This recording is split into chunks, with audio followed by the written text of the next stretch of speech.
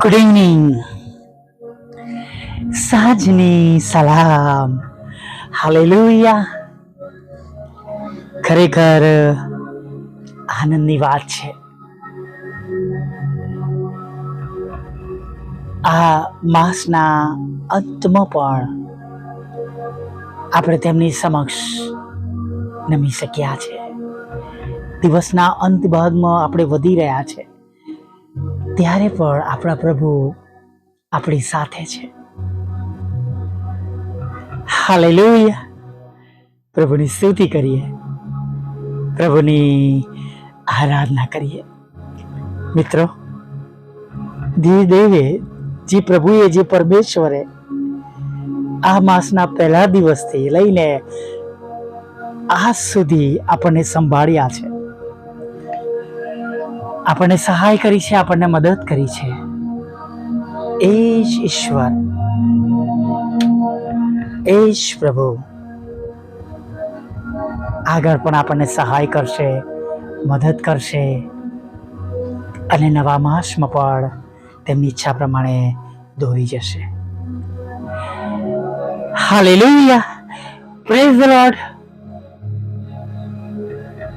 પ્રભુની સ્તુતિ થાવ, પ્રભુની સ્તુતિ થાવ. આ માસમાં પ્રભુનું વચન બોલવા માંગુ છું. ચોક્કસ પ્રભુનું વચન આપણા જીવનના છેલ્લા શ્વાસ સુધી અને જ્યાં સુધી પૃથ્વી અને આકાશ રહેશે ત્યાં સુધી પ્રભુનું વચન રહેવાનું છે. હાલેલુયા. પણ જેમ આપણી વ્યવસ્થા છે એમ જે વચન આપણને પ્રાપ્ત થયું, આકાશનો ઈશ્વર અમને ફતેહ આપશે. નેહેમિયા 2:20 બાઇબલ સોસાયટી ઓફ ઇન્ડિયા અને ઇન્ડિયન રિવાઇઝ વર્ઝન પ્રમાણે આકાશના ઈશ્વર અમને સફળતા આપશે. हिंदी में बाइबल सोसाइटी ऑफ इंडिया प्रमाणे स्वर्ग का परमेश्वर हमारा काम सफल करेगा. અને અંગ્રેજીમાં NIV, the God of heaven will give us success. Praise the Lord. ઈશ્વરનું દરેક વચન પારખેલું છે, નહીં? નીતિ વચનમાં આપણે વાંચીએ છીએ 30મા અધ્યાયમાં. અને પ્રભુ એમના વચનો પ્રમાણે વિશ્વાસ કરનારને આશીર્વાદ આપે છે. પ્રભુનું વચન કે જે ફોકટ મારી પાસે એમનું વચન પાછું ફરશે નહીં. સરસ વરસાદની કમ્પેરિઝન આપી છે કે જેમ વરસાદ વર્ષ છે, ખેડૂતને એમાંથી અન્ન આપે છે, જમીન બીજ આવે છે, એમ મારું વચન ફળ આપ્યા વગર રહેશે નહીં. હાલેલુયા. અને આપણા ઘણા બધા લોકોના જીવનમાં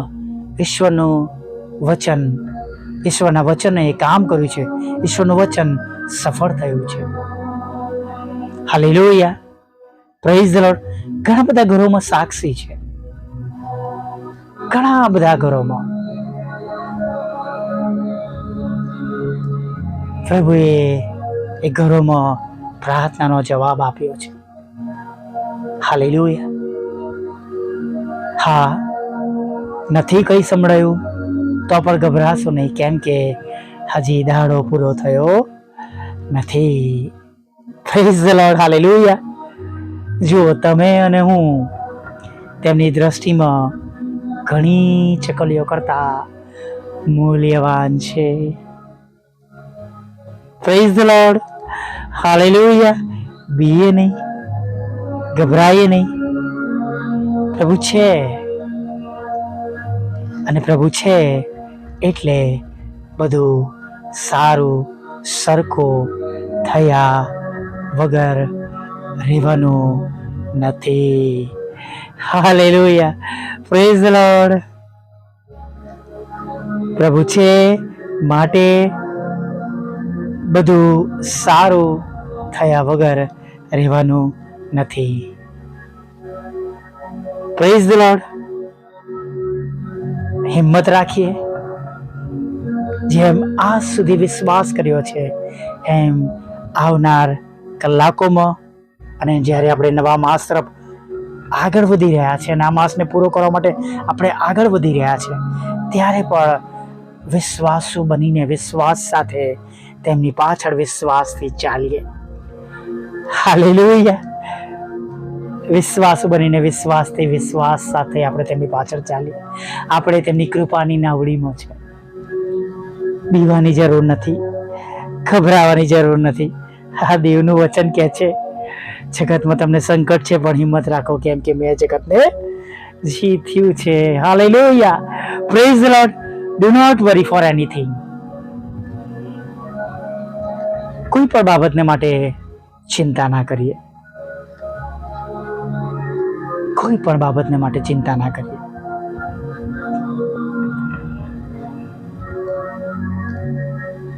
પ્રભુ સરસ કહે છે એક જગ્યા પર, ચિંતા કરવાથી કોણ પોતાના કદને એક હાથ ભર વધારી શકે છે અથવા પોતાનો માથાનો નિમાળો કાળો અથવા ધોળો કરી શકે છે.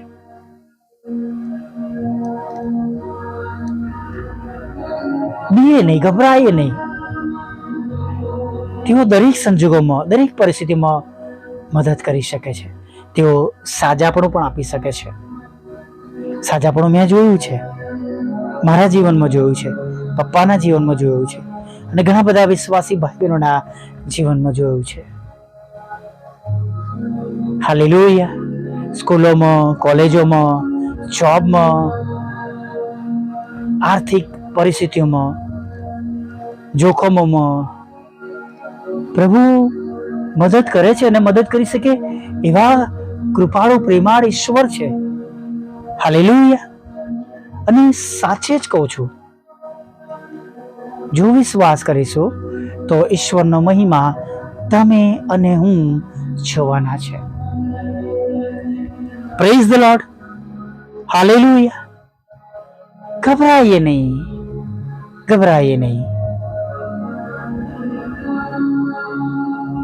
ઘણીવાર પ્રભુ સાથે જીવન જીવીએ છીએ છતાં પણ ઘણા પ્રશ્નો આવે છે. ઘણા લોકો એવું કહેતા હોય માંદગીને લઈને, નહીં કે એમના પાપના લીધે, એમના ખોટા કામોના લીધે. તો પાઉલ તો ઈશ્વરનો સેવક હતો. પાઉલ 3 વાર જાય છે નહીં પ્રભુ પાસે સાજાપણા માટે અથવા તેમની પ્રાર્થના વિનંતી લઈને. પણ પ્રભુ કહે છે મારે વાસ્તે તારી કૃપા બસ છે. હાલેલુયા. જગતના લોકો એવું કહેશે પણ બીએ નહીં, ગભરાઈએ નહીં. યુસુફ પર ન્યાયી હતો તોય જેલવાસ થયો.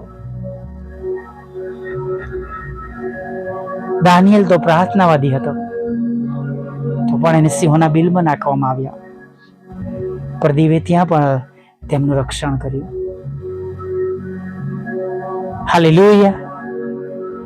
3.5 વર્ષ સુધી એલિયાને કોઈ પણ સારા વાનાની અછત પડી નહીં. હાલેલુયા. Praise the lord. જેમ તમને ને મને કોરોના કાળમાં દેવે કોઈ તકલીફ પડવા દીધી નહીં. અને હું ખરેખર ઈશ્વરનો ધન્યવાદ આપું છું.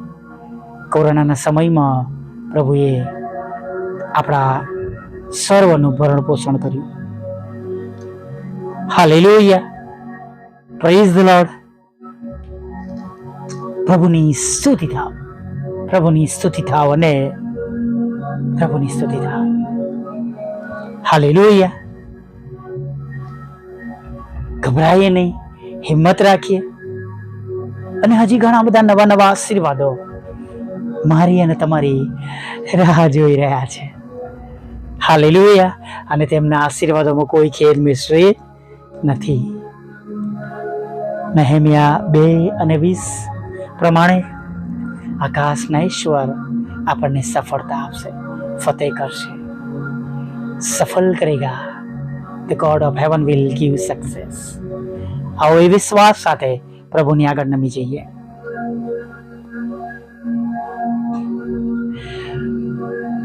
પ્રભુ અમે તમારી સ્તુતિ કરીએ છીએ અને તમારો પુષ્કળ આભાર માનીએ છીએ.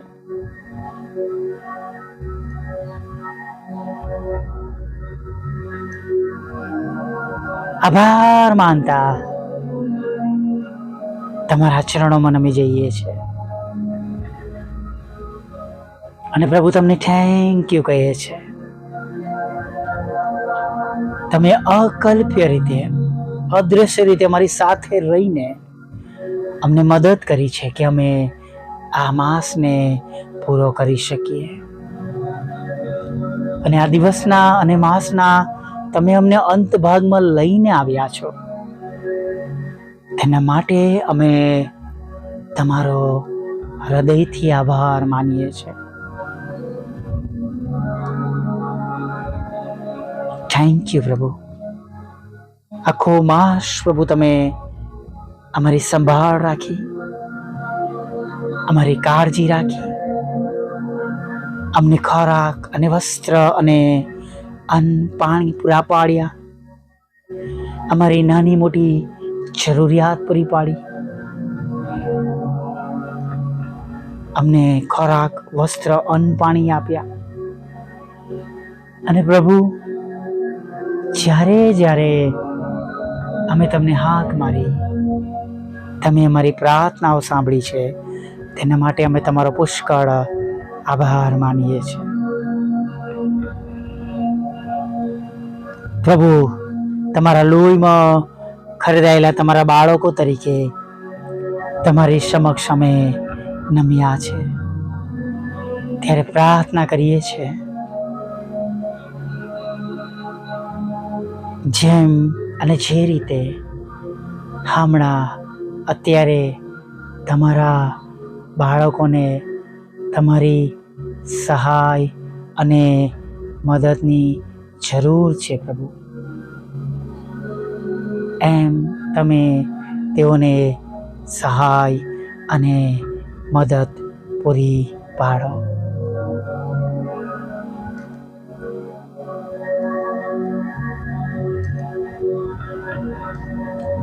તેમની આંખના આંસુઓને પ્રભુ તમે આનંદમાં બદલી નાખો. તેમની ચિંતાઓને પ્રભુ તમે શૂન્ય કરી દો. તેમની સગળી પ્રકારની જરૂરિયાતોને હમણાં જ તમે પૂરી પાડો.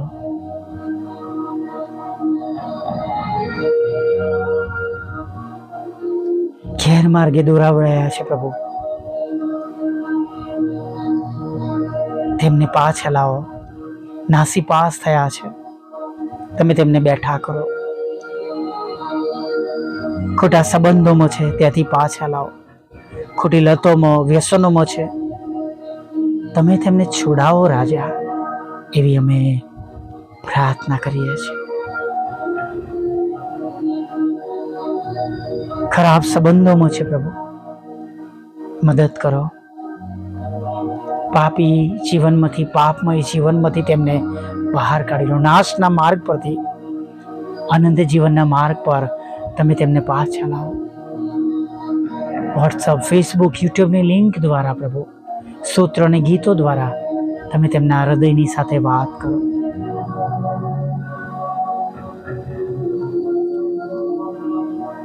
જુદા જુદા રોગોથી પીડાતા લોકોને માટે પણ પ્રાર્થના કરીએ છીએ. કેન્સર જેવા રોગોમાંથી તેમને સાજા કરો. ચાંદી પડી છે પ્રભુ, એમાંથી સાજા કરો. ચાંટા પડ્યા છે, ચામડીના અગણિત રોગો છે, ખંજવાળ આવી રહી છે પ્રભુ, જાત જાતના કેન્સર છે, જાત જાતના તાવ છે, અંગો બંધ થઈ ગયા છે, કોલેસ્ટ્રોલ, શક્કર વધી ગઈ છે, લોહીનું દબાણ વધારે કે ઓછું થઈ ગયું છે, જુદા જુદા કેલ્શિયમ ઓછા થઈ ગયા છે, કાઉન્ટ્સ વધી ગયા છે